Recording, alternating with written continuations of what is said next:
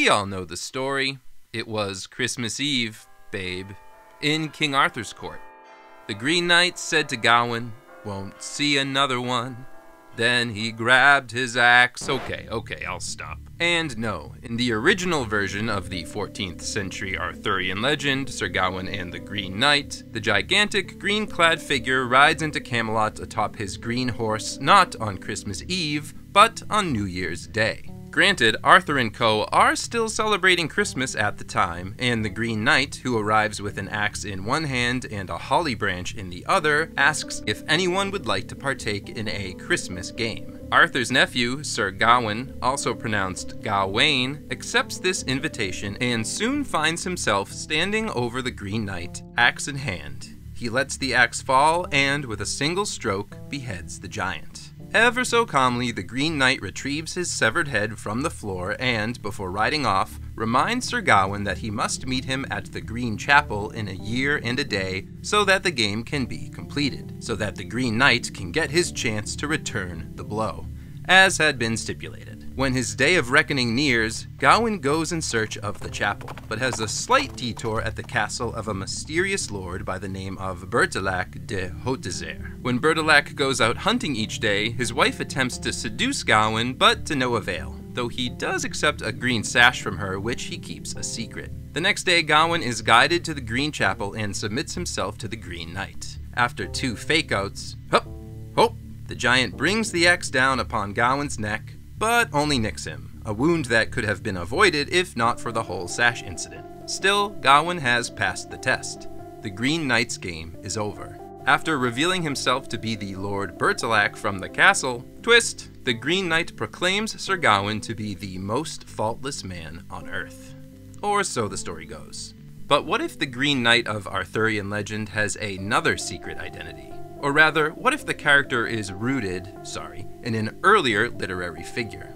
Because here's the thing. The 14th century chivalric romance I just so hastily summarized, yes, I know I left a lot out, bears more than a striking resemblance, I can't help myself, to a much older story. A story that dates back to at least the 8th century. A story from the Ulster cycle of Irish mythology.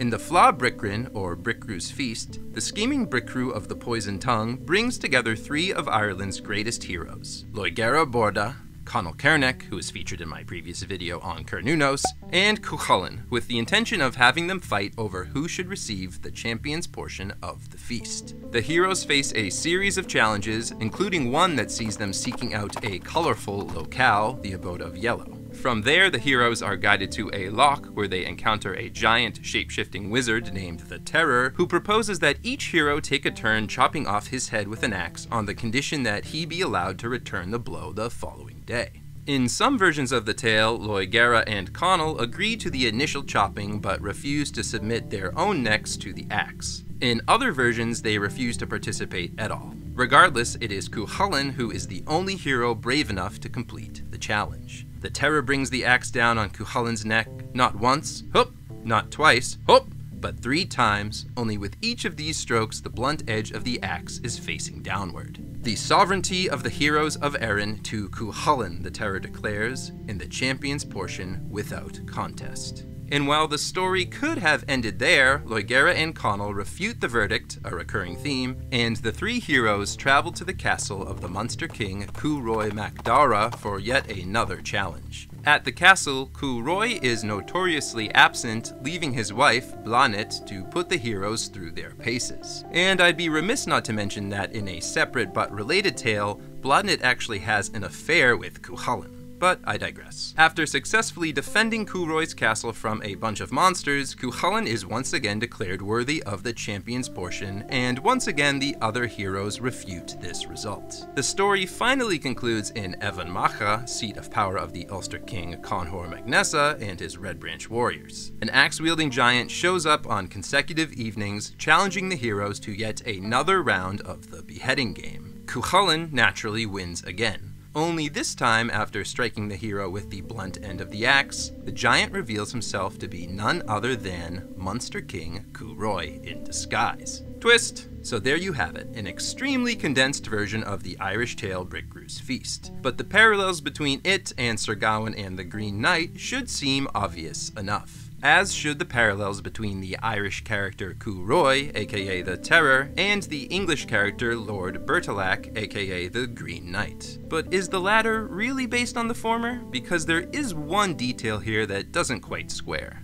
Cúrrói's color scheme. In Bricriu's Feast, Cúrrói, while masquerading as a giant, is described as dressing in grey or dun-colored garb. The only other color associated with the character is one we've mentioned already: yellow.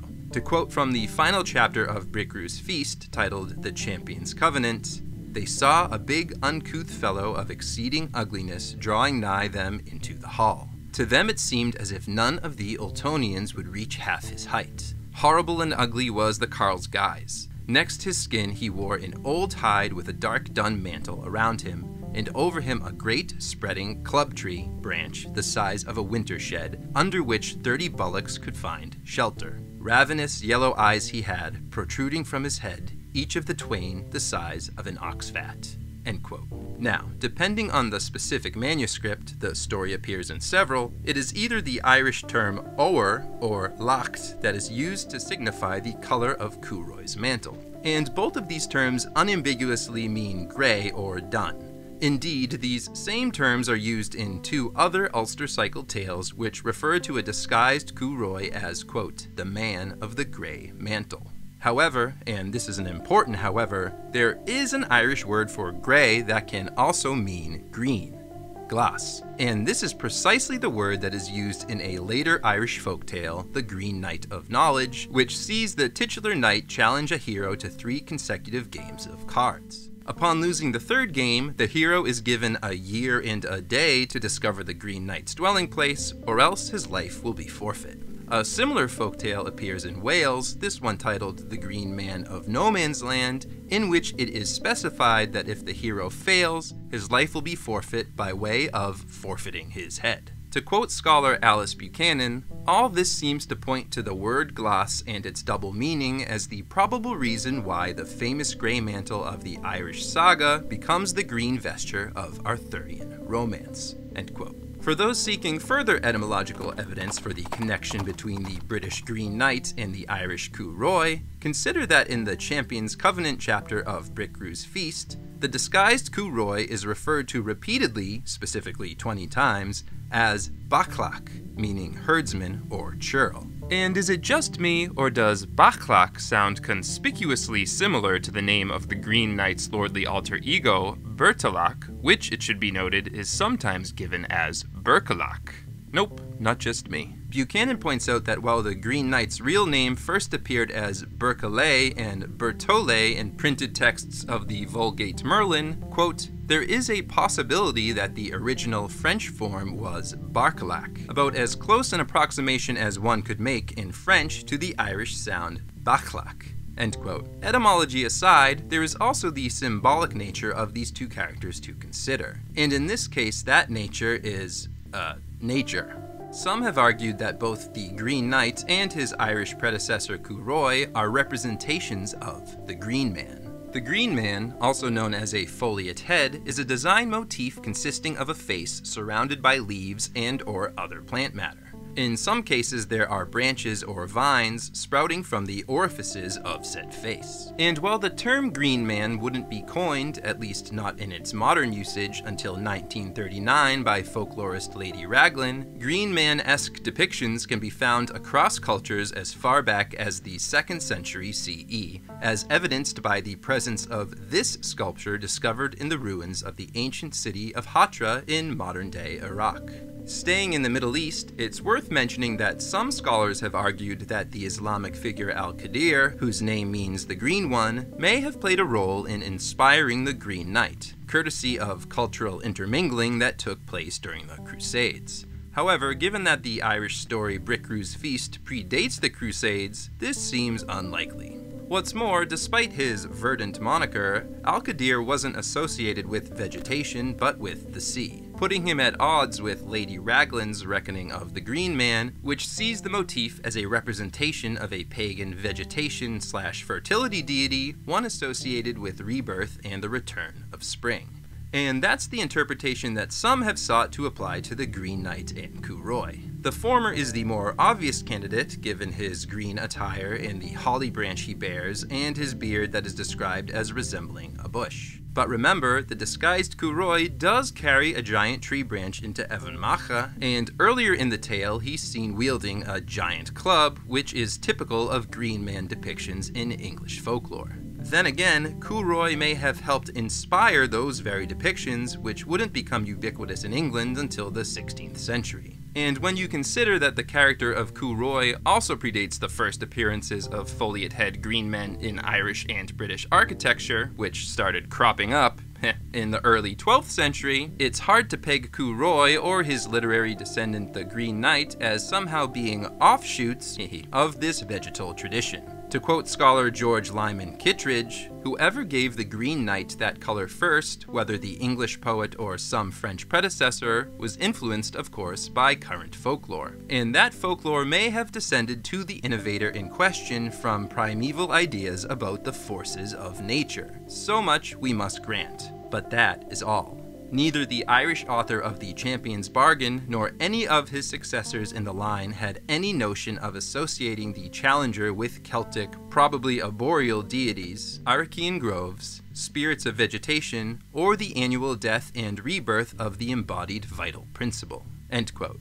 The counter-argument here, put forth by scholar William A. Nietzsche, is that the author of the Irish myth that paved the way for the Green Knight could have inadvertently been relying on a more ancient pagan vegetation myth without actually understanding the origin or significance of said myth. Just as someone today might put up mistletoe at Yuletide/Christmas without understanding the original meaning of that practice. Not you though, of course, because you've obviously seen my video on the Celtic origins of kissing under the mistletoe. Regardless of whether Curoi and the Green Knight are derived from some primeval Green Man motif or Wild Man of the Woods motif, or some combination thereof, when one goes searching for themes in stories as rich and as detailed as Bricriu's Feast and Sir Gawain and the Green Knight, themes shall be discovered. And one of the most recognizable themes in both of these tales is the inherent conflict between the natural world and the so-called civilized world, between conservation and progress. Curoi/the Green Knight can be seen as a manifestation of this duality.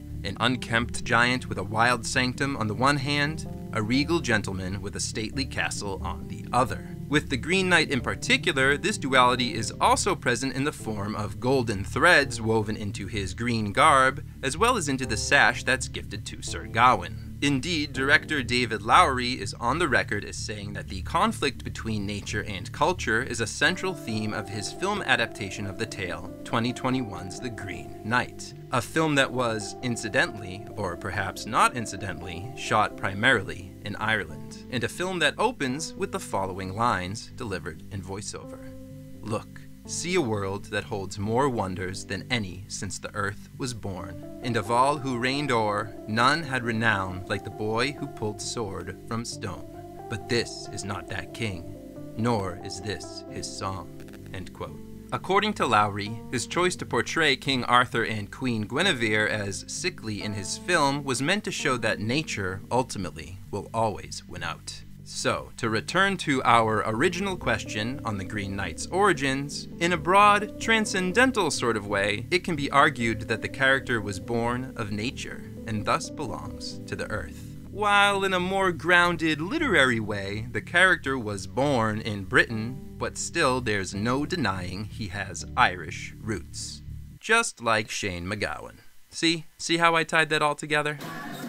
If you enjoyed this video, please like and comment and basically just tap all of the little buttons, and by the end of it, make sure you are subscribed to the Irish Myths channel. That really helps. And if you want to learn more about the connections between Arthurian legend and Irish mythology, head on over to irishmyths.com, where you can find articles like this one on Merlin's Druidic origins, and this one on the possibility that King Arthur and Chulainn were both inspired by Halley's Comet. FYI, I also made a video on that latter topic, which you can find linked below.